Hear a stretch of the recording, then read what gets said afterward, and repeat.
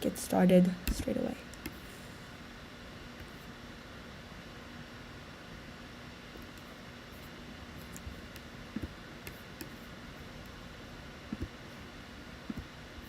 Cool. Okay then, without further ado, I'd like to welcome up the first affirmative speaker from Auckland White to give the first substantive speech of this debate, Michael Yao.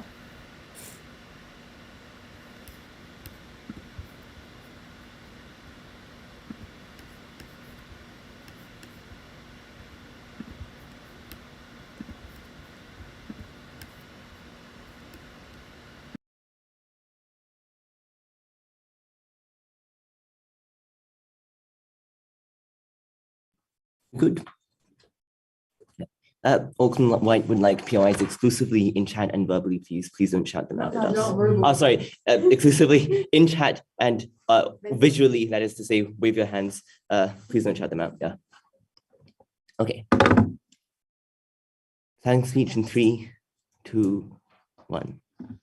Owners are corrupt, they're incompetent, they're selfish, they screw over their teams, they alienate their fan bases. A lot of the time, the decisions that we allow owners to make are atrocious. We think fans fix this.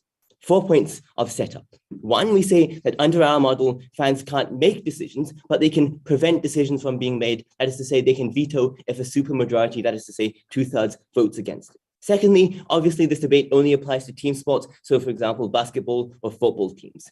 Third, we say that major transactions are long-term decisions.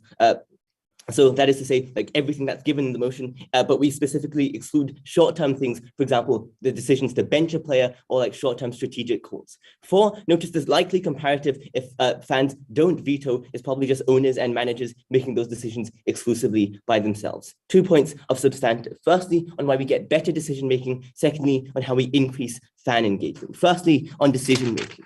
I think the first thing you want to realize in this argument is that owners are just incredibly bad at making decisions for 5 reasons why. 1, because a lot of the time owners are simply in the business for profit, right? Because they use sport because sports are incredibly profitable, so they just use sports as a diverse investment. That means they're more likely to just extract all the money from the team instead of actually wanting it to succeed in the long term. Secondly, because a lot of the time owners are incredibly out of touch. They are rich, they're privileged, they're out of touch with their average working class fan. That means that they make really bad decisions. For example, that looks like West Ham moving their stadium literally out of West Ham to get a bigger stadium that they think people would travel to because it's a big stadium that makes them a lot of money, even though it's like in the middle of nowhere and it ruins the fan experience, except the owners don't realize because they're rich and privileged and have time to travel, right? 3, a lot of the time managers and business people have personal incentives. That is to say, they want promotions from their owners, so they're going to please their owners who are incredibly out of touch instead of actually making good decisions over the long term.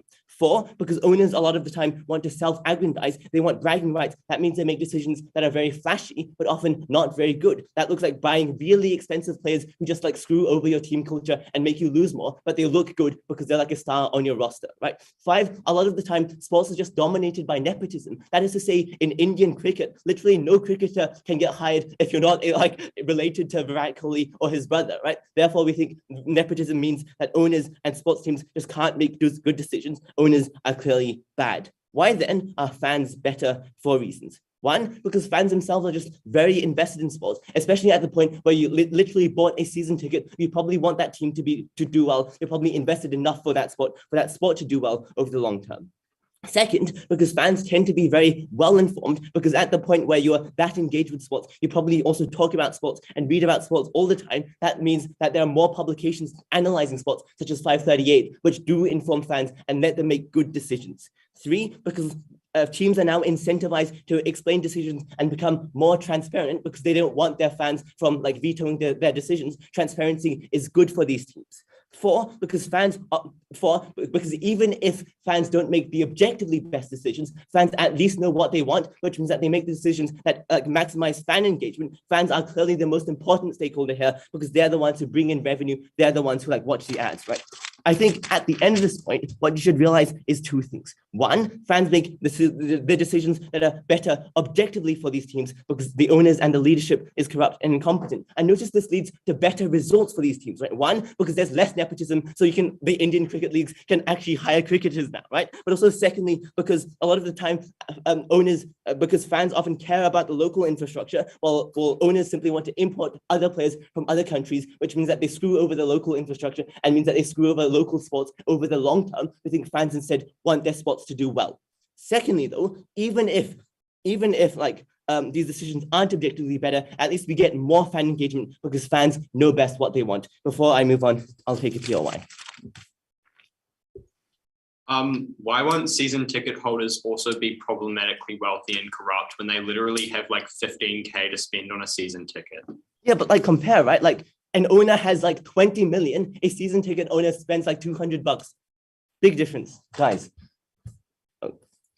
Secondly, okay, why we get more fan engagement, this argument comes in two prongs. Firstly, because the first prong is to say that voting power by itself drives fan engagement. The second prong is to say that better decisions drives fan engagement. Firstly, then on voting power, 3 reasons why that drives engagement. One, because now more people have an extra reason to buy season passes because you get the voting power. That means more people buy the ticket, more people get interested in that sport. Second, because people now see their decisions being implemented, they see their vetoes actually being listened to, they see the teams going in the decision that they want. That means these clubs now attract a lot of goodwill from people. That means that fans are more engaged. Third, notice that the comparative is when fans notice that the comparative means that sports teams are often not trusted. They appear corrupt and incompetent. That is to say, for example, FIFA and the FIA are universally hated because they have no accountability, because they're corrupt and incompetent. When fans act as a check on that, we think this sort of incompetence is less likely to happen. People trust the teams more. I think overall then engagement manifests in 2 really good forms. 1, you get more people engaged with these sports, but 2, you get more people talking about how involved they are, talking about the decisions that they make, making things such as tributes and compilations. All of this increases the profile of these sports. They allow for these sports to advertise themselves. And notice that the primary way sports expand themselves is through word of mouth, right? It is through your friends at the pub talking about their favorite team. It's not through you like looking at the newspaper or something. Therefore, we think we're already massively better for sports. But secondly, let's look at the second prong of the argument about how better decisions make increased fan engagement. And I think the important thing to notice here is that the decisions that fans make are likely to be good for their fans, right? That looks like West Ham Stadium not being moved. That means that fans do like the decisions. That means that we get better engagement. Why does better engagement matter? I think before that, I want to flag that engagement often isn't tied to success. That is to say, even if Meg wants to say that we get less success, we still get more engagement. We can win on that. That is to say, for example, look at the Blues. Everyone supports the Blues. The Blues never win. Look at English football. Like the last time the Brits won the Euros was like half a century ago. Clearly, the entirety of England loves football. Clearly, engagement is key in this debate. And I think it's key for 4 reasons. 1, because a lot of the time people are attracted to a particular style or culture of sport. 2, because sports create lots of community. People are attracted to the community. 3, a lot of the time people feel lots of pride. 4, because people feel represented and listened to by their sports teams. And notice this increases when you let fans have a say, because they can feel like their managers do listen to them, that their managers do represent them, that it is their team, not a team of some Russian oligarch, right? Okay, so then what does this mean for sports overall? First, notice this means we get more resources for sports because people are more engaged with sports, people watch more sports, people buy more stuff. But secondly, notice that these resources are really important for sports, and sports is really important overall for reasons. 1, because sports creates a sense of community in a world that's increasingly isolated. That's just really good by itself. Secondly, sports often creates national identity in very divided states, such as India. 3, because sports gives people happiness when otherwise their working lives are probably very, very 9-to-5 kind of affairs, right? 4, because when sports do well and when people like sports, probably more people participate in sports and therefore they get the attendant health benefits of playing sports. We think for all these reasons, sports is a good, if you care about benefiting sports, propose.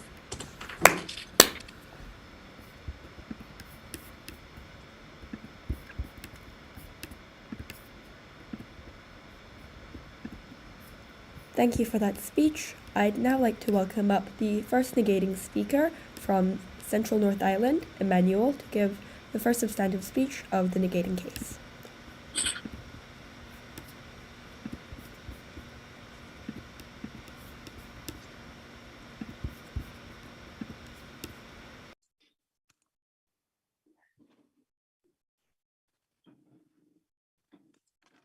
Hi, I'm sorry, how would you like your POIs? Just visualize this.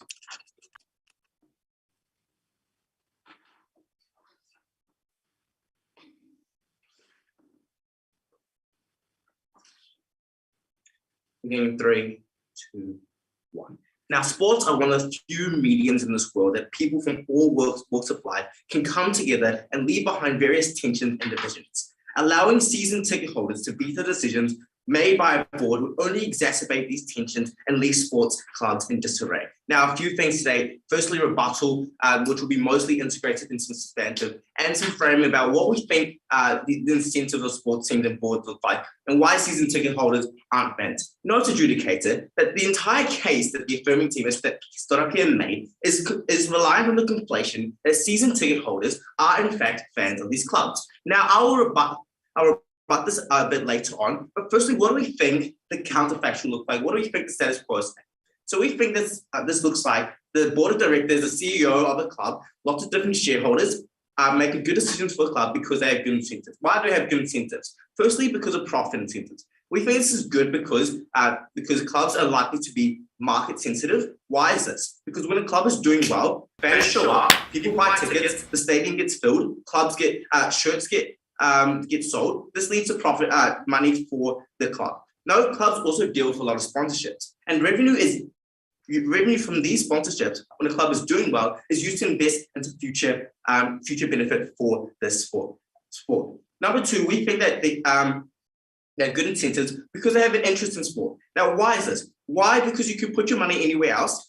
Because compared to real estate, sport is actually real estate or crypto, etc. Sports is actually a really volatile market and depends a lot on performance of the sports team. This means that if you wanted a stable investment, you'd go somewhere else. Sports is not the place you go to just to make money. It means you have to care a lot about sports if you're in there. Now, onto my first substantive about why we believe that season ticket holders aren't fans. Now, the first affirming speaker incorrectly characterized season tickets as like $200 thing that you pay when you go to the club. This is incorrect. Season tickets often cost in excess of $15,000 because these are tickets. No, thank you. These are tickets that are for the entire season, 40 games, 50 games, multiplied by the average price for a ticket. $200, $300. You can see how this adds up really easily.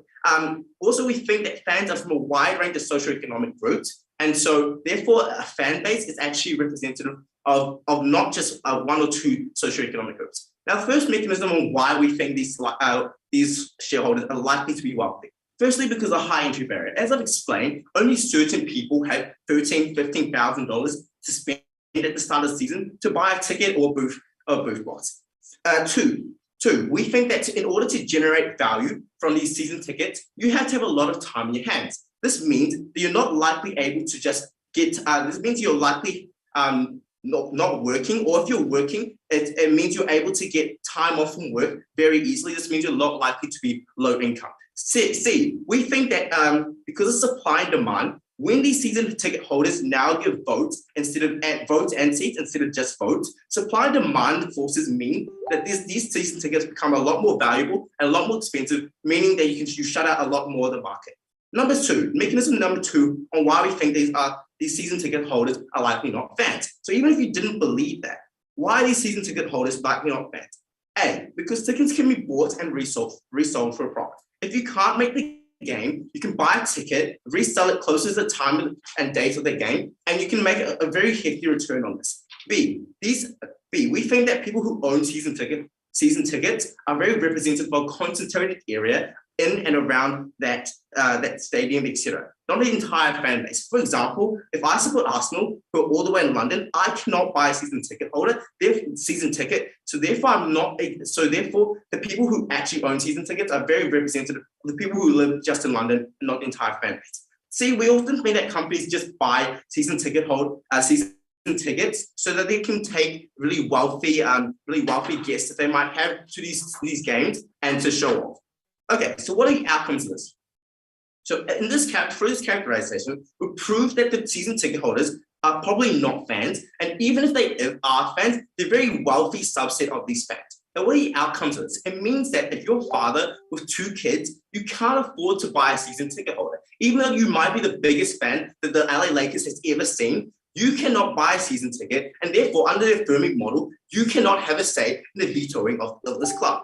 Why is this problematic? This is problematic, firstly, because we have a lack of representation in comparison to the CEO and the board, as we've explained. Secondly, we think this means it makes sports a very wealthy, high wealth, high socioeconomic thing to only people that are wealthy can afford. Firstly, I'll take a pure while if I'm the one.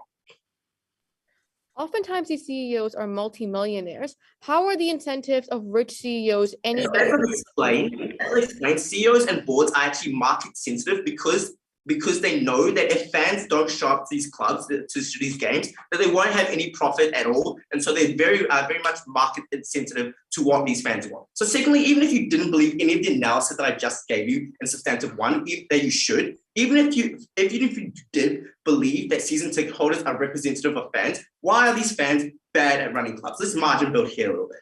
First mechanism for this, because there's an information asymmetry. Clubs do a lot of research on players, clubs, stadium, etc. Even if they do, this often looks like hundreds of pages of market analysis, balance sheets, financial statements, etc. Even if you send the report to all the fans in the stadium, a lot of them just aren't going to read it. This leads to an information asymmetry, means that if you were to veto a decision, you're not going to be well informed when you're making that decision. Second mechanism, we think there's a skill asymmetry when it comes to this. Now, even if you were to believe that people would actually read support and take lots of time out of their day to read 100-page financial statements, even if you did read the report, you're not likely to understand this. Why is this? Because we think that fans or season ticket holders come from a large range, a large spectrum of socioeconomic backgrounds and large range of skills. It means that you're not often going to have the opportunity, the skills to read a balance sheet, to read some complicated statistics about a player, to read about how the market analysis for stadium. This means that if you're to veto a decision, you're also not going to be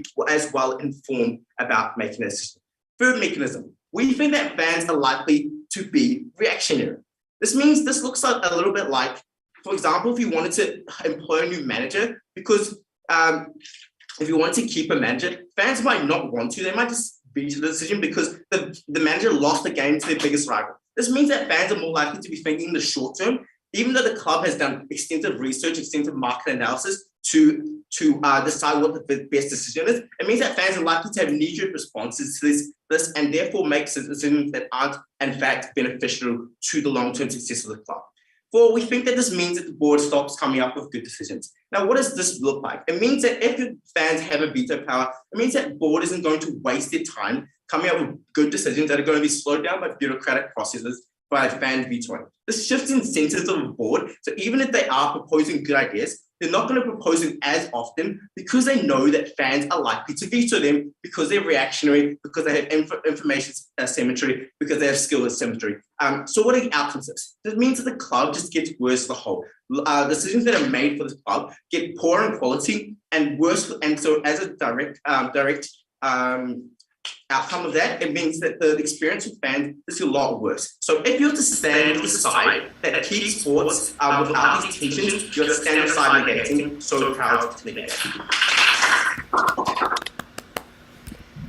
Thank you so much for your speech. I'd now like to welcome up the second affirmative speaker from Auckland White, Nicole Hua, to continue on her team's case.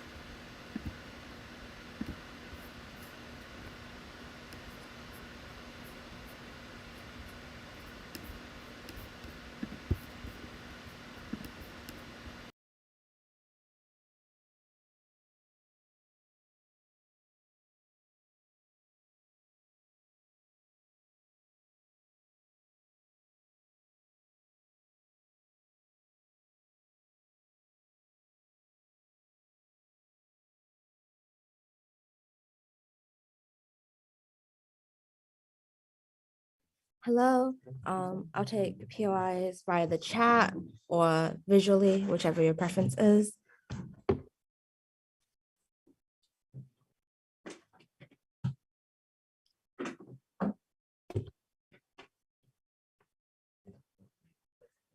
The negating team has decided to hinge their case upon the fact that they claim that these people holding the ticket holders are also privileged and also out of touch. We think that to deal with this, we think that like under this side of the house, fans get no say at all. Fans have no voice. Fans have no absolutely like option to even have a voice. And as a result, we think that on this side of the house, people are way more out of touch. These rich CEOs are going to be way more out of touch than any middle class person buying these season tickets. And as a result, they get worse decisions on their side of the house and less fan engagement and less investment, and that will lose them this debate. 3 things to do in my speech today. Firstly, on who these season ticket holders are. Secondly, on what makes who makes the best decisions for these clubs. And thirdly, I'll bring a split on how we get increased transparency and how that's very good for sports on our side of the house. So onto the first thing then. Who are these decision makers? So this is their main contention here, that these season ticket holders are unlikely to be invested in sports and they're unlikely to be like actual fans. And as a result, they'll be bad. So to deal with this, firstly, we contend that this is like, we don't think that this is true. We think that stadiums generally have people filling them up, and it's generally not just a bunch of privileged people. We think that like people, the games are usually at evening time. So they're like content regarding like people getting time off work to go see these games are like just not true. We think that these games happen on weekends. They happen in the evening when people aren't working anyway. So that enables people who are like middle class to come and enjoy their sports with their family if they really want to. And so we think that that like falls out of the debate. And we also think that like the price of these tickets are like relatively reasonable as well. Because we think if you're buying like a season ticket holder, we think that's a discounted price on top of the normal ticket prices, because otherwise you have no reason to buy a whole season of tickets rather than like individually buy each game at the same time. So we think that these like costs are reasonable and that like a normal person can afford them, and it's not just like really rich and privileged people. And secondly, even if it is true that like these people are relatively privileged in comparison to the better in comparison to the average population, we think they still have better incentives than CEOs and general management. We think that this is because like they've chosen to spend their time and spend their money on like coming into a sports game, going to watch and voting, right? We think that as a result, you're likely to be like at least somewhat invested in sports and at least care about sports to a certain extent. Otherwise, why are you like coming to these games? Why are you buying these tickets? There's like, you don't get any benefit from this apart from like seeing the sport, because you don't get any profit from that. And as a result, we think that like these people are likely to, even if they're like richer, they're likely to see sports as a passion, a hobby and be invested in it. And as a result, they're fans. And we think that fans are generally just better decision makers. Thirdly, like even if they're out of touch, like I contended this in my intro, even if these more privileged people are out of touch, they're at least less out of touch than like the people at the top, the CEOs, the managers, who like are generally like just not in tune with the general population because they're like millionaires, they're privileged, really, really privileged. And these like people who are like going to these games are at least like in stadiums, like around general people who are just seeing the sport, who are like just engaging in the sport. And we think that as a result, they'll be less out of touch and more likely to make decisions that the fans appreciate, that the fans like. And fourthly, we think that like people have no representation on their side of the house. Like they say that we have no representation for poor people on our side of the house. How are poor people getting representation on their side of the house? We don't think they are at all, given that they've contended that like it looks like shareholders, CEOs making these decisions on their side of the house. And these shareholders and CEOs are definitely not going to be poor people. They're definitely not going to be underprivileged people. So they get no representation on their side of the house, and we get better representation. And these ticket holders are likely to be fans. Lastly, on this point, they said like, if you can resell your ticket, and like that's the reason why these are like rich people making a profit. If you resell your ticket, like if you brought your ticket just to resell, then like once you resell it, you lose your right to like vote in these decisions. And as a result, if you're like also buying just to resell, you're unlikely to like participate in these decision making anyway. So we don't think that there's like a negative impact of these people reselling. So we think that at the end of this point, we're likely to think that you should believe that season ticket holders are likely to be fans. They're likely to be involved. They're likely to be invested in these sports. And as a result, they're likely to make decisions that are better for fans, better for sports. And that's absolutely debate winning, because it leads to more engagement that they do not deal with on their side of the house. So then on to what makes the second thing, which is what makes the best decision makers. So what have they said about the status quo decision makers, which looks like CEOs, rich people, and owners? So they've just contended that they like care about sports because they can put their money elsewhere. As we've already told you at first speaker, at Michael, we've told you that these people are likely to have lots and lots of money. So as a result, if they want to spend their money as an investment on real estate and sports, they're likely to be able to do both of these things. And there's no reason why they shouldn't, because these are both profitable things. So as a result, if you diversify, there's more security for your money. There's more diverse investments, which is good for you because you get more security and more returns on your money. And we also think that sports are just highly profitable in general. So as a result, that's another incentive for people to come in and deal with sports. That is outside of them like caring about sports. So secondly then, this mechanism that was not dealt with that came out in Michael, which is how these owners have shifted incentives because they really want to brag and they want to make decisions that look flashy, that like say that, oh, I'm so rich, I brought the best, we brought the most expensive player from this other region, when it doesn't necessarily work with their team. This player is not necessarily the best asset for the team, not as necessarily like good for their fans. And as a result, we think that like this bragging rights mechanism really needs to be dealt with from their side of the house because it leads to bad decisions that actually damage teams, damage sports clubs. And that's absolutely something that they need to deal with on their side of the house. So finally, we also think that they're like not reasonably rational or out of touch as well. We've given you this really, really key example of them moving the West Ham Stadium to the middle of nowhere, causing fans to not be able to go to the games. Like this is with all the resources that they have, and they still make these bad decisions. So we think that like they're not reasonably rational or like know what the fans want. And fourthly, we think that fans are generally just the better decision makers for themselves. We think that fans are likely to make decisions that benefit them, that make them happy, that like boost the fans will appreciate, and that boosts engagement. So it comes with all of the benefits about people being more involved in sports, people more likely to buy these tickets. For example, like a group of people buying these tickets to get some decision making say. And we think that that's absolutely great because that gets the benefits of sports, being engaged with, people being more involved in sports, and that's absolutely great because it gives health benefits and cultural benefits. I'll take a POI now. Okay, why isn't there an incentive for the board of directors to make good decisions so they don't lose the fan base that actually provides their profit incentive?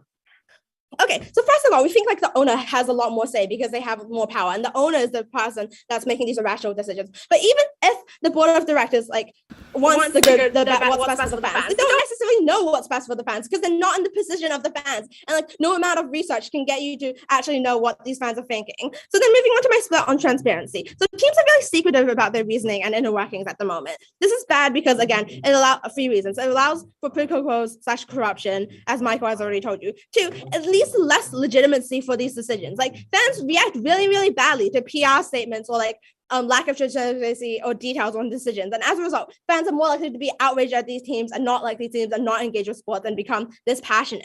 And thirdly, we think that like media is largely unable to hold these teams accountable as well because they don't want to lose the trust of these teams and they don't want to like be blowing secrets. And as a result, the media is unable to like fill this role. So how this changes here is that we shift the owner's incentives fundamentally because as this policy is indicated, as Michael has said, people will want to not have their decisions vetoed. And as a result, they will want to appeal to these fans. And transparency is good because it weeds out corruption, it makes fans more involved, it makes fans accept these decisions more. And that's absolutely good for sports because it keeps them engaged. And that's what wins us the debate. Thank you so much. Thank you for your speech. I'd now like to welcome up the second negating speaker, Elliot, to give the second speech of his team's case.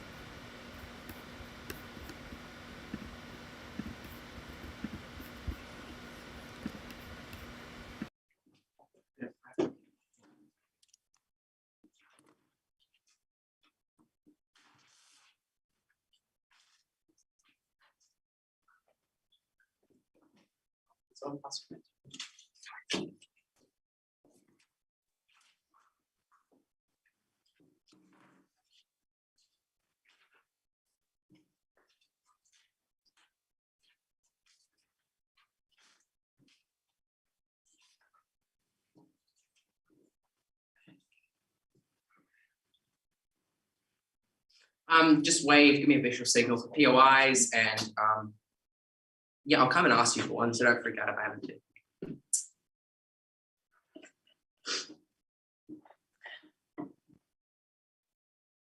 Today's side face a fundamental uphill battle in today's debate because all of their case materials rely on the fact that they prove that season ticket holders not only equates to fans, they actually have to prove that at least a minimum of 2/3 of them equates to fans based on their like voting mechanism for how many votes you needed to legitimize that.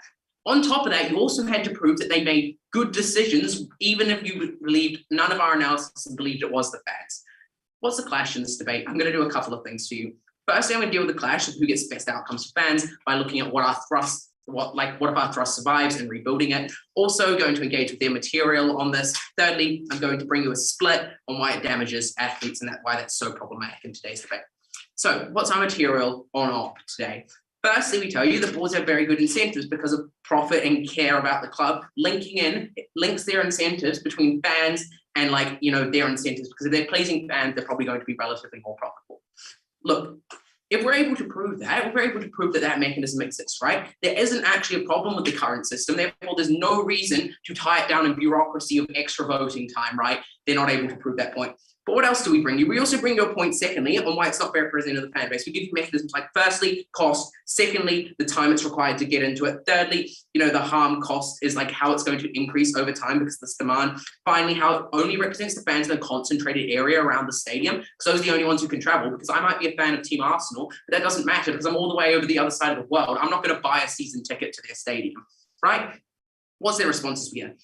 First, we get a response to time. They say they're mostly evening games. Because of that, it's likely you're able to come to them. Look, if you're working in a job that you're and you need the extra money, you're often working things like overtime. You're often having to come in late, right? Those things clash with it, right? But even if that's not true, the other three mechanisms probably still stand, other than the other challenge we get, which is cost. They tell them they're discounted relative to the overall season pass, right? We tell you that is still a huge amount of money. Most people can't afford to go to every game, right? They go to a couple of games a season, right? Also, I'd like to flag that they have to have that amount of money for all of the season's tickets, minus the little bit of a discount, right? They have to have it right there and then, right? We tell you most middle income, most low income families don't have a ton of money just lying around they can drop on tickets, right? They maybe have tickets money for one game, but that doesn't exist otherwise. Thirdly, we bring you a point on why they make bad decisions. We tell you things like information asymmetry, or skill asymmetry. We thirdly tell you that board stops proposing these things. So even if you believe they're they are prone even slightly to vetoing some things, because the board doesn't want to be tied up in that extra bureaucracy and wasting resources researching it, they don't propose as many good decisions. Because of that, we're unlikely to get good decisions out of the club. We get no response to that. No, if we're able to prove to you either that it's not representative of the fan base in the first place, or even if it is representative of the fan base, that it doesn't do a good job able to win in this debate. What do we hear from them then? We hear a response. They tell us, but implicitly in their point, they tell us, but fan engagement is going to be so much better on our side of the house, right? Couple of responses to that. Firstly, that's reliant on the fact that you proved that the fans represented there. We just told you before that you didn't engage far enough to why they weren't going to be rich people, why they weren't going to be people who were very unrepresentative of the overall fan base. Secondly, even if that wasn't true, we told you that was relatively similar at a corporate level, right? We tell you corporates, the people owning these clubs, right, had a link to the fan engagement. Because of that, we were probably going to get reasonably good outcomes from that as too. Then they tell us that owners are very out of touch because they're very profit driven. They like to buy flashy players. Note, the comparative to this that they give us is reliant on them once again proving that they get the fans. So if you believe our analysis that you probably don't have fans buying these season tickets, or at least a significant chunk of the season tickets, all their material classes, but I'm going to deal with it, even if you don't believe that analysis, right? Firstly, why are owners massively why are owners not problematic? Once again, we tell you the profit mechanism once again links their harms to the voters. We also told you that they're going to have a massive incentive to buy into the club because they're going to want to please the fans, right?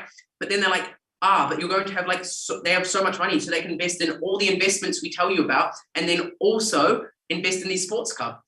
That's just a little bit ridiculous. I want to sense check that, right? You can't buy every investment class in the world, right? Even if you're the wealthiest person, you're probably not investing in every investment class, right? The reality is that there are lots of investment classes that return better, stocks, real estate, many other things. They're not as volatile as this, right? Because they return a consistent return over time, right? Because of that, we think if you're investing in this, you have some incentive to invest in that, right?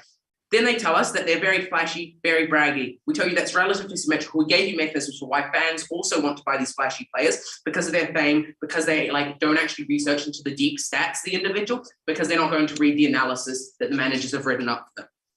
Finally, they tell us that they don't know what fans want.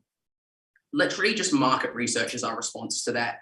Maybe I hold stock in an aerospace engineering company, but I dropped science at level 1. I know absolutely nothing about aerospace engineering, but I'm a stockholder in that company. And because of that, we're able to have individuals who can do a good job of this, right? Finally, on the point of corruption, we tell you there's so many other routes to be corrupt. This probably isn't going to be the way that you're getting this outcome. I'll take a PI now if they've got one.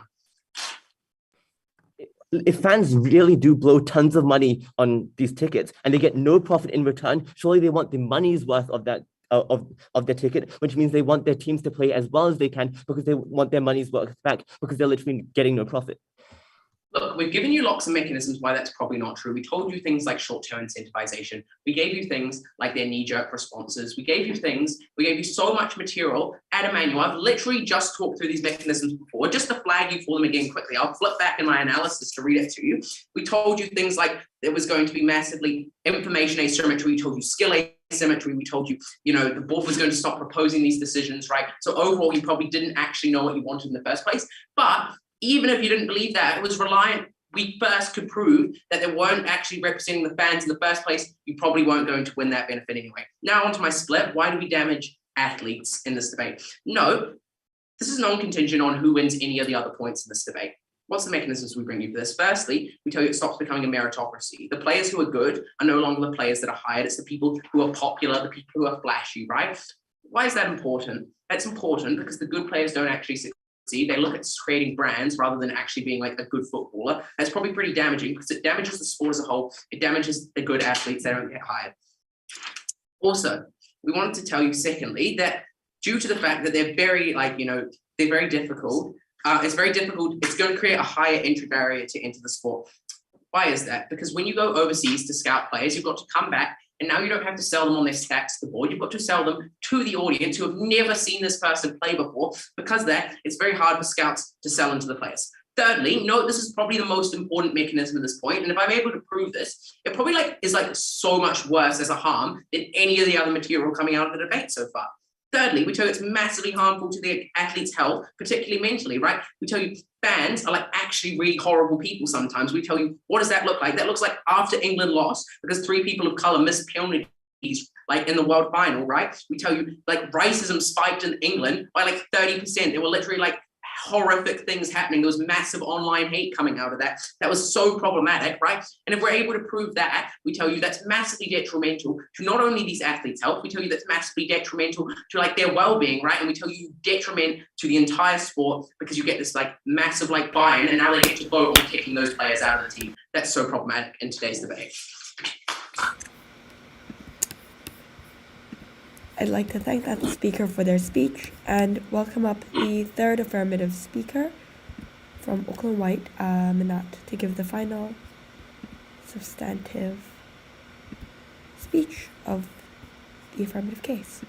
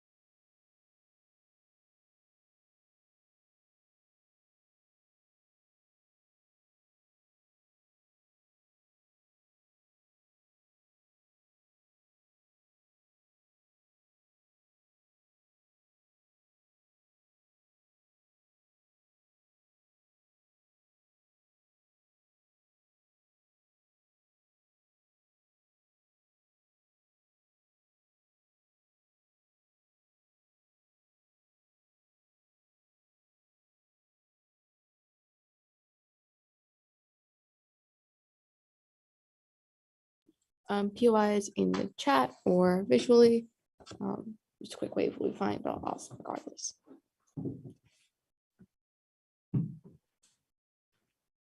Look, NEC doesn't have to defend good results in this debate.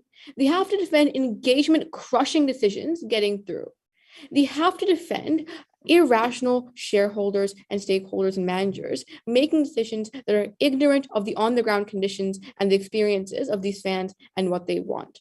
We're going to win today by proving that we get a marginal increase in the interaction, interaction from fans, and how we massively improve engagement results. Now, note that NEG in this debate never established any harms of never establishes any exclusive benefit they get, but they focus on establishing any small harms they can get on our side of the house. If we can explain that we minimize these harms while creating marginal benefit, we win comparative to their absence of any exclusive benefit. I'm going to be doing two things in my speech today. Firstly, I'm going to talk about who these fans are and the impact of different groups making these decisions. Secondly, I'm going to talk about the outcomes for these sports teams and their long-term results. Firstly, then, who these fans are and who these fans are to be and the impacts on different groups making decisions. I'm going to flag here that the supermajority veto power is not equivalent to decision making. Insofar as like these shareholders and stakeholders still exist and they still create these reports, we think in the majority of cases, when their decisions tend to be good, tend to be well formulated, we don't think there's actually going to be many instances where this veto power is used. We think it's used in instances where the decisions are intuitively horrible. For example, when West Ham decides to make a horrible decision to move their stadium, we think that's when these fans are able to intuitively say, that's horrible, look at what you're doing. We think these are the kind of decisions we're talking about here. Now, moving on to who these fans are and how interested they tend to be. Look, this was a huge push we get from an egg, but it never really manifests in this debate because note, any fan is still going to be more in touch with what fans want than a shareholder is going to be, right? So we think even a rich sports fan is still more in touch. Look, they tell us, firstly, they're all going to be rich, there's going to be no poor people, they're going to live in proximity to them. We have 6 responses to this. Firstly, we think to some degree you're always going to have some poorer people who are able to save up that money over time if they're incredibly committed. We also think that all rich people aren't uniform, right? All rich people aren't horrible. You can't simply characterize them as one uniform group with unified incentives. We think you can also have like middle class people who have some saved up income. We don't think all sports leagues have $15,000 tickets. If we think of smaller sports leagues, if we think of like smaller cricket clubs, you're always going to have some sports fans who are on the edges, who are able to be involved. We think that's a huge benefit on our side of the house. Secondly, even the rich ones are dedicated. Note they themselves conceded that these are the people who have time to watch these sports matches. If that is true, then it means these are the people who are going to be able to engage the most on our side of the house. These are the ones that get you that watch like that revenue. These are the ones you have to care about regardless. So we don't see the point of them bringing that up. Thirdly, no, these fans are always more in touch in the fact they're sitting on the bleachers when these sports games are happening. They're the ones wearing the merchandise. They're the ones that are going to go on the media and create backlash if the team makes a bad decision. Fourthly, note that the rich and poor fans are always going to have more similarity in terms of interest than fans and shareholders. This is not simply just because of the fact that stakeholders and CEOs often make $1 million, whereas these people make $100,000. But also just because of the fact that oftentimes these marketers become entrenched in their statistics, right? When you spend your day searching up reports about numbers, you often miss larger things. For example, people don't want to drive 2 hours to West Ham. Fifthly, we think CEOs don't care because they get paid something regardless, right? Note that the difference for a CEO between their team doing really well and their team doing mid is that you go from 1 million to $1,100,000. Note comparatively, because they get paid either way, for these fans, the difference is I paid $15K for this. I want this team to do well. I'm super committed. So the marginal return that these fans get is larger than the returns on CEOs. That means their incentives are probably larger regardless. And sixthly, even if they're concentrated based on proximity to the area, we think that's also a benefit for our side of the house, because it means these are the people you have to impress because they're the ones that are going to come to your games regardless. If we care about engagement, it does not matter who these fans are. Insofar as we always get more representation, that marginal benefit is never existent on their side of the house. Secondly, then, on the incentives on these fans, they tell us that incentives are bad or because they have like knowledge asymmetry or skill asymmetry. I have 6 responses to this. Firstly, we already gave you 7 mechanisms at Michael as to why these incentives are likely to be good. I'm sorry, but standing up and telling us, oh, they have skill asymmetry is not an adequate response. Secondly, even if they want to resell these tickets, now they have profit incentives. They themselves concede that these people are going to sell. If you sell for exorbitant amounts of money, you have profit incentives. Profit incentives, according to their side of the house, are a good thing. We're able to claim that benefit and flip it on them. Thirdly, they have enough information to make veto decisions, right? It doesn't take a 200-page report to decide that that idea is intuitively horrible, right? We think that skill asymmetry never really manifests in this debate because it's not about decision making. It's about deciding when a decision is incredibly wrong.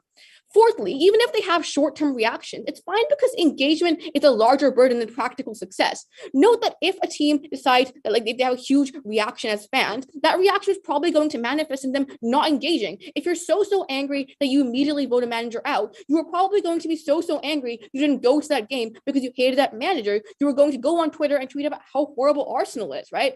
We think that means on our side of the house, even if they're short-termist and reactionary, that reaction is good because it reflects their engagement levels. Sixthly, we think some representation that improves engagement is better than none. The burden on us is to prove we get some marginal increase while avoiding the harms. It is not to prove that we improve all engagement. Finally, then, on kind of decisions that are made, we have three things here. Firstly, we tell you that they're practical. I mean, we think that like practical decision making and decision making that are like leads to engagement oftentimes aren't overlapped. Michael explained to you that the most successful teams aren't always the ones that have the most engagement. So even if we make some losses and that these teams make bad decisions or they fire a manager that was a good manager, we still think that engagement is going to be a bigger benefit on our side of the house because it means you get far larger resources. It means you're able to get more capital, more media coverage. That's a larger benefit for these sports teams. Secondly, we tell you that like they flag down nepotism, corruption, like grassroots players not being able to get in because they're like, that's going to exist on either side of the house. No, it's not, because oftentimes the incentives on these shareholders and the stakeholders are to get away with nepotism and corruption because they're the ones making those clandestine back alley deals that these fans are never a part of. We told you we're going to get better transparency. We're able to avoid this. We also tell you we're able to beat out this corruption because fans are able to interact on a higher scale. I'll take a point now if you've got one. Do you acknowledge that fans aren't always vetoing non-intuitive decisions? For example, how does a fan decide what type of loan to take out, which might have a really bad implication long-term for the club? Okay, two things. Firstly, when like these are not the kinds of decisions we're talking about, we think generally like financial decisions aren't going to be something fans are super engaged with. And secondly, we like even if they're making unintuitive decisions, if these people have $15,000 in the bank, they're probably financially smart people. Come on, that's contradictory. Finally, then, on to outcomes and how this impacts this debate. Let me flag here that the second they come up with splits like fans don't like certain players and they're racist. Two responses. Firstly, that's still less exploited. Fans are probably less exploited than CEOs in that they probably care more about the players than CEOs do because they each like stand a player. They support a player. If they see a player is being forced to play when they're injured, they're more likely to speak out than the CEO is because according to them, the CEO gets profit. The fan doesn't get anything other than their support incentive. And secondly, we're fine with not shipping over like players from other countries because we support local sports teams. That's like we get more grassroots players that get you more engagement because people are able to say, look, my child's going to play for that team one day, not some random kid from Fiji who they shipped over. At the end of this point, then we think we've quite clearly established we get some marginal benefit and none of their harms ever accrue. We get better outcomes on engagement. We get better practical outcomes insofar as we're able to wave down bad decision making.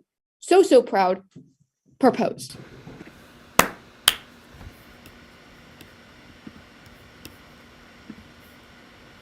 Thank you so much, and I'd now like to welcome up the third negating speaker, John from CNI, to give the final substantive speech of this debate.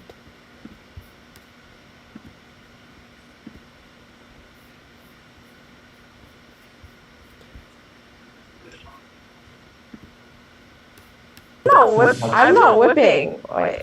Oh.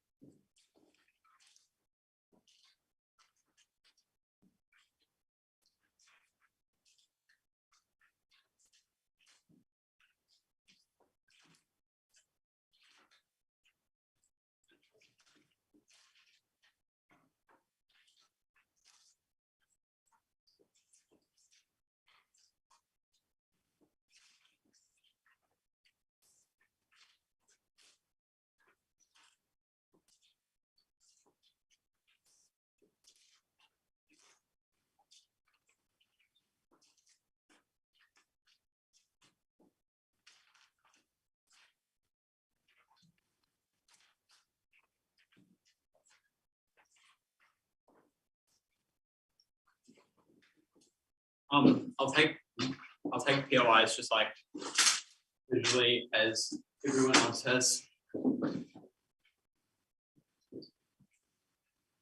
Wait, how do you get rid of the clock?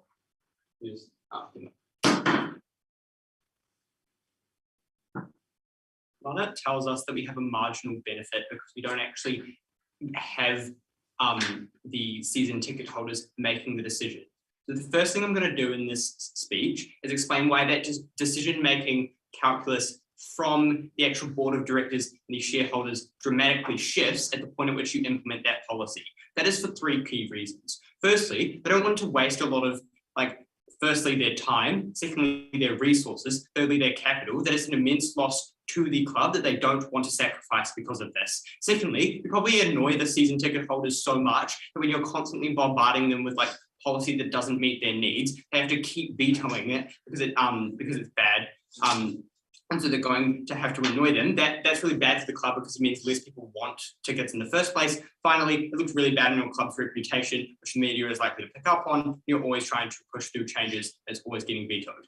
That means that I think that the decision-making that happens on their side of the house is actually far worse because the decisions in the first place change when that happens. So thank you. With that being said, I'm going to chat about a couple of things. Firstly, I'm going to talk about the incentives of the actors, and then I'm going to talk about how that flows on to fan engagement and tangible outcomes. Firstly, on incentives of the actors. They tell us that owners have a profit incentive, and that's really bad. I think that's uncharitable because obviously that profit incentive, as we rightly point out, means you can operate at basic levels of supply and demand because the owners and shareholders are sensitive and reactive of the market to the fans. That is because they want them to do things like turn up to games, buy merchandise, generate television views, etc. They tell us that the owners have ultimate jurisdiction, but I think that's contingent on them proving that owners have these terrible incentives, which they don't sufficiently do. And they said that the owners don't know about the fans and the board of directors don't understand them. What? They don't live in a vacuum. They clearly understand what their fans want and have systems, financial advisors and people that are going and structures in place to advise them what is happening. They obviously have that incentive to put those structures in place and have those people in the middle management at the point at which their capital and wealth is directly tied to that profit. We think they probably also care about sports, as we flagged earlier, but even if that wasn't true, that didn't engage with the incentives of season ticket holders. That means you get more knee-jerk responses, etc. They say that owners are going to be out of touch with the team, but I don't think that's true when their direct capital is on the line. I think it's false that they are blissfully unaware. In fact, we flip this claim here. When we say you engage with the comparative, you're more likely to be out of touch. You only have the home game personal incentives. You have more flashy stadiums in your home game because these people are likely concentrated in that area. That's really bad for the whole fan base's engagement, as we've told you right from first. No, thank you. Then they tell us you get personal incentives and self-advertising. I pretty much dealt with that there, but oftentimes the owners don't go to games. So it's uncomparative when they're likely to want flashy stadiums and stuff, and they don't actually go there in the first place. Again, noting why that decision shifts on their side of the house, you're more likely to get those kind of things when the season ticket holders actually have influence over the decision making. And what maybe you get more stadiums and have more opportunities for fans to engage. We don't actually think that that's that bad. We want accessibility and fan engagement, which they obviously drastically hold on their side of the house, but also by their own analysis, if these owners do really bad things, there's huge international media backlash, whatever, that was a bit strange. Finally, on nepotism, honestly, we think that's a pretty cherry-picked example. I think that fans are not likely to veto that at all, even if it comes through, because if fans are so absorbed by the culture and patriotism of the sports club, they're likely to want the most prestigious person to go through, especially given the context we tell you about what the fans look like. They told us that fans are better because they're invested in sports. However, the owners and the board of directors are obviously invested themselves often. They also care about their investment at the point at which their wealth and capital is directly tied to it. But we think investment in sports is problematic at the point at which you're going to things like pub crawls, you're going to things like being barbaric and hooligan-y in a stadium, getting in fights with fans from the other team. That's really animalistic and probably leads to worse decision-making on their side. They tell us that owners don't read sports and they don't know about sports. Firstly, owners have advisors and structures in place, but also they read from things themselves as they probably care about sports. Their final claim they trot out here is that they make decisions, they don't make decisions for fan engagement and fans do. I think that it's only an elite pool of fans. That means either they're super barbaric at the point at which they're willing to splash out on a season ticket, which means they've likely absorbed the culture and the patriotism of that. But it also means these people are incredibly wealthy and are unrepresentative of the views of the entire fan base, which is what we care about in this debate. We told you that owners were uniquely good because they cared about sports due to the investment. That was because sports was incredibly volatile and likely shifted because it was dependent on how well your team was performing. They told us that these people have so much money that they can do diversification, but that meant you couldn't diversify in so many areas. And also, even if they were diversifying, like sports is incredibly logistical. You constantly have to make changes. You constantly have to choose where to invest in your new stadium, when to change players, what to do. We think that this is likely the bottom priority for those people. So these people probably have a stake in the game of sports anyway. We also told you that the people on their side of the house that are going to be vetoing are going to be incredibly unrepresentative due to their wealth. They told us that games are at evening time. So even often middle class people can come, they can miss work in the evenings. I think you have to miss every single evening for like 6 months of the year. So I'm like unclear why these people like will have the capital with the hidden costs involved. The next response they give is that there's a discounted price comparative to individual tickets. I think Elliot deals with this extraordinarily well when he told you that it's a high upfront cost, and that means but also that increases demand by their own analysis. But finally here, we tell you it's proportional to the owner's wealth, right? So they can't say that it's only worth like $200 for a season ticket, right? But they also tell us these people are CEOs and millionaires. How that translates in comparative, I have no idea. We think it's actually proportional, that if these people were so rich and so corrupt, and you also have all of the harms that we brought to you, they couldn't muddy the waters there. Before I move on, a POI.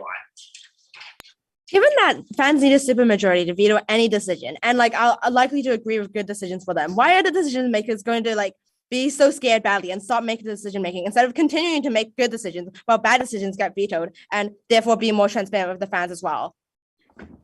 Look, I think I've given you enough analysis in this speech to explain why the initial policy and initial decision that the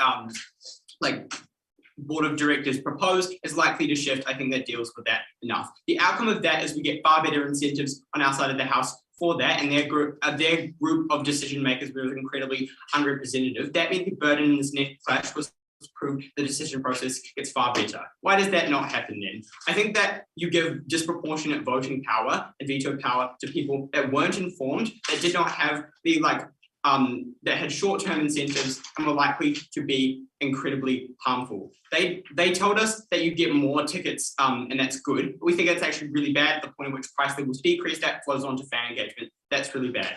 They tell us that you attract goodwill because these clubs appear corrupt, but boards often aren't seen as the authority figures of team, and investors are willing to invest at the point at which their club is now performing well. At worst, you get efficiency of not that nice policy with the slightest problems. But I think that is broadly a better comparative that you efficiently pass through policies rather than halt it entirely. Then when it finally gets through, the policy gets dramatically shifted.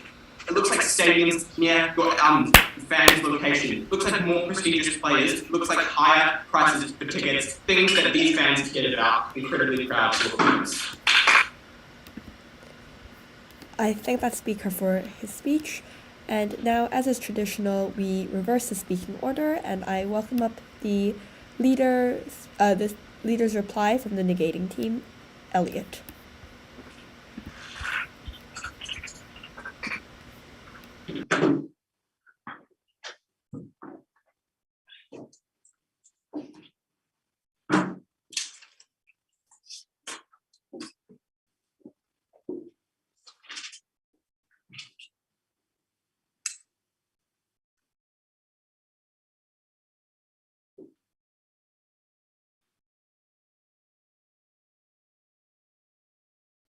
Look, even if you believe the props case benefits are really significant today, the reality is that it relies on a lot of things that makes it really unlikely to happen.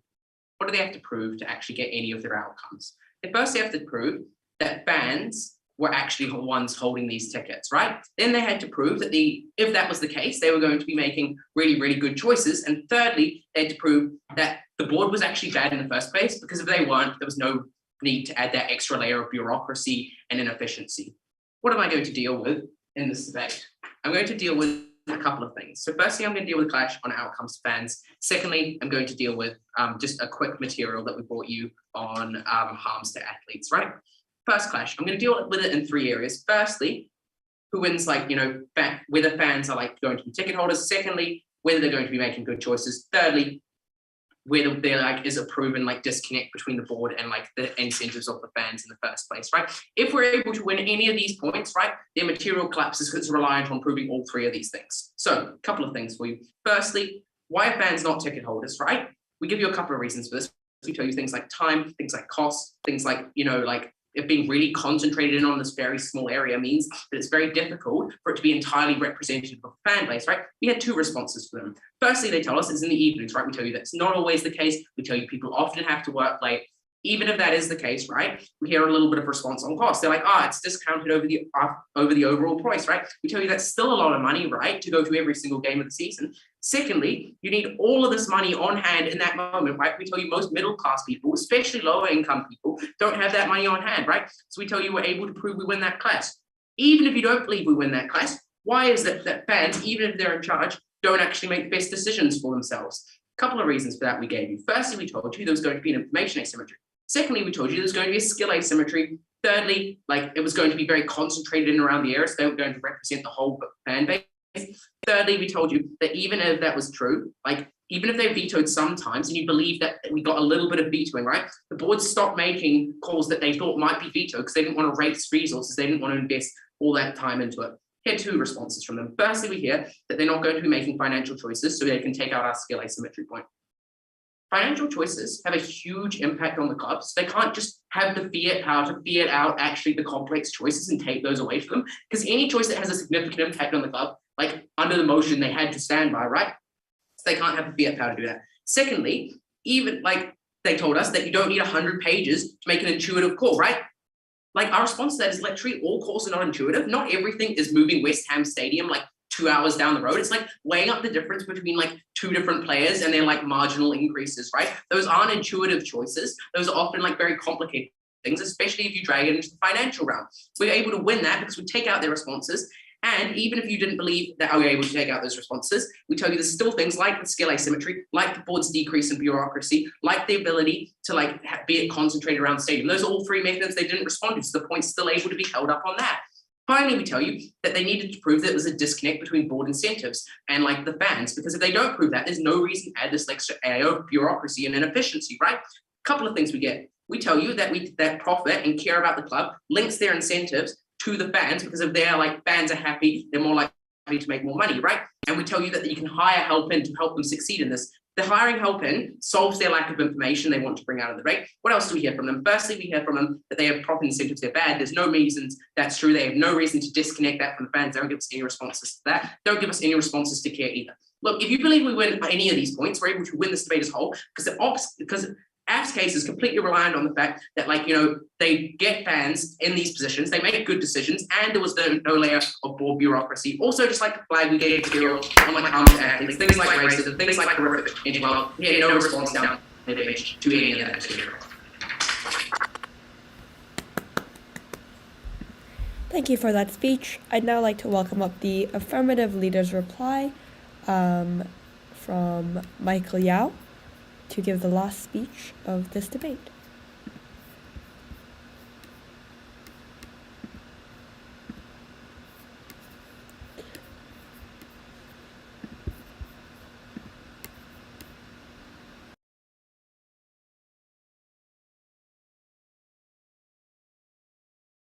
We're good.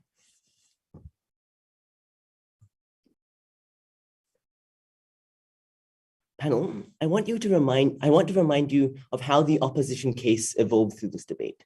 Because at first they tell you that it's really bad that we have unrepresentative shareholders because too many rich people control clubs. But by third, that had changed into, but owners are really good at making decisions. Clearly they realize that if rich people are the problem, making really rich people, that is to say, owners make all the decisions, is not the way to solve it.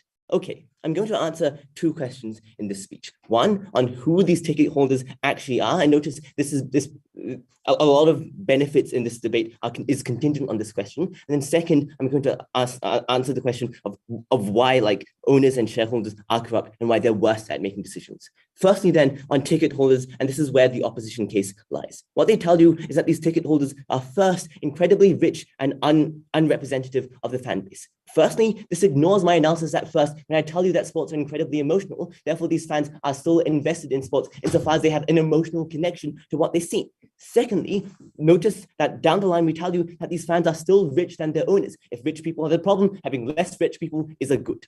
Third, Manat tells you that these fans are more emotionally invested in the CEO because the CEO gets paid anyways, while these fans pay 10K to go to the game and they need their money's worth. That means that they are more likely, not less, to make good decisions because they want to see their team playing well. 4, Manat brings you crucial context at third about small leagues, your neighborhood cricket team. Surely they don't want to screw over neighborhood cricket teams. 5, but even if you don't believe all of that, even if you believe that ticket holders are bad, notice that it is rich people that engage the most. And they tell you from first that these are rich people who go to the most games. Therefore, rich people, as Manat pointed out, also spend the most money. So if you want to engage people, you should engage rich people first. So clearly then rich shareholders know what they want. Rich people spend money, these clubs profit. But then they tell you, the problem is that these people are badly informed. Look, 1, that ignores all of my analysis at first. I told you how sports fans listen and read to sports media all the time. I told you about ESPN. I told you about the amazing statistical analysis that goes on at 538. Right? That was stuff they never heard, never responded to. But even if you don't buy that, Manat again tells you that bad decisions are often very easy to tell, right? It's very easy to tell, it's very easy to say that we shouldn't move West Ham Stadium. That's intuitively bad. Then a third in reply tried to tell you that actually this debate is about marginal increases and financial gains. Look, Manat again very clearly points out that those things probably don't stoke the same amount of anger needed for a veto. So this debate is about really bad decisions, such as removing West Ham Stadium. Finally, then there was a split about how there were harms to athletes. Again, Manat tells you that ticket holders have an emotional connection to these players. Comparatively, by their own logic, CEOs and shareholders see these athletes as statistics and numbers to get profit from. I don't think these CEOs are going to do very well either. Okay, clearly then, fans are better for these clubs. Fans drive more engagement. Let's then look at shareholders and owners. What they notice first that third negative tries to muddy the waters and make their case all about these shareholders being afraid to make decisions. Nicole deals with that by telling you that there's a 2/3 supermajority. So actually that goes out of the water. But let me bring back all of my material about how owners are bad. I noticed that Nicole tells you that owners have the most control. And so if we say that owners are irrational, then we win this debate. Firstly, I told you that owners are out of touch. Third negative tries to tell you that these owners don't live in a vacuum. Guys, have you been to old money Auckland? Second, I told you at first that these directors want promotions. They want clout. They're probably not going to make good decisions. They're just going to please the really rich owners. Third, owners self-aggrandize. They make really flashy decisions, not good ones. They never really dealt with that very well. 4, there's huge amounts of nepotism. Look at Virat Kohli, look at the entirety of Indian cricket, look at a bunch of other sports around the world. They don't deal with nepotism because clearly it exists. Panel, if you care about sports, vote proposition.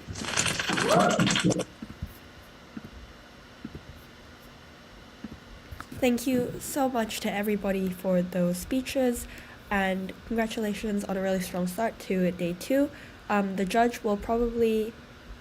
Ilya, are you going to go into a different room or just... Yeah, I'll go to the prep room and I'll be back in hopefully between 5 and 7 minutes. Thanks so much. Thanks, guys. Thanks for all the words. Thank you.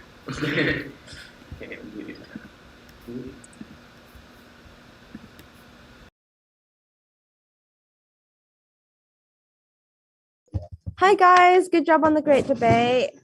Sports, yeah. Sports again. Man United. We ran, it was